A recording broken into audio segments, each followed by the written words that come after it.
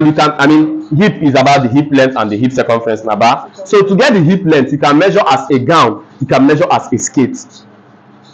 So the first thing you do is to, first of all, ask yourself, is it for a gown, is it for a skirt? So let's assume it's for a gown. So if it is for a gown, see it here, you still start from shoulder. Please, anything you are wearing from here, from the shoulder, you must start measurement from the shoulder, except you are not wearing it from the shoulder.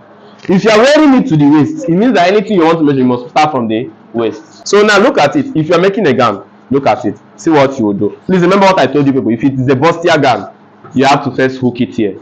But if it is not, you have to just start your measurement. So sometimes you ask your customer to help you and hold the tape so that you can go down and see the shape in full. Do you understand? Because it will help you. You don't just measure. Now look at it. Can you see the girl's hip? Yes. So now look at it here. I'm saying it. But there's something I want to teach you. The hip has 3 sections. We have the upper hip, we have the main hip, which is the middle hip, and we have the lower hip. So the middle hip is the hip that people always refer as the hip length.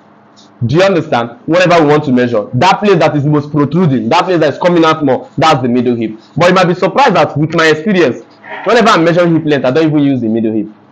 I use the upper hip. Now, in the book, they will tell you it's the middle hip. But there's also a reason why you left all the book in the whole world you came here to learn, but because some things are experienced. Now, at the end of the day, I promise you, when you finish making that dress, it will still go to the middle hip and they relax. Now, look at it. See her upper hip, obviously. Are you seeing it? Yeah. See her middle hip. Are you seeing it? And see her lower hip. Are you seeing it? So her middle hip now should be like around 26. Her upper hip should be like around 25. Are you seeing it? So for me, if I want to make dress for her, I will use 25. Should I tell people the reason why? Now, have you seen a situation? I've noticed, I've studied students.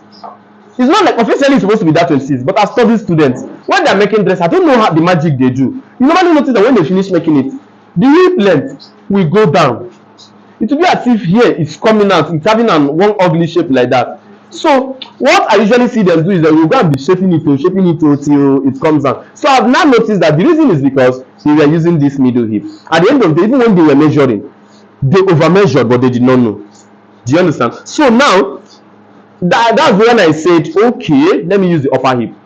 And since I started it, if I use the upper hip, when they wear it and do all those things they used to do, pull it, that upper hip, you know, now it's just difference of 1 inch, majorly 1.5. It will now go and lap at the middle hip. Since the middle hip is bigger, it will collect it and lap very, very well. I don't know, this is just by experience and nothing else. Do you understand? But at least I've been able to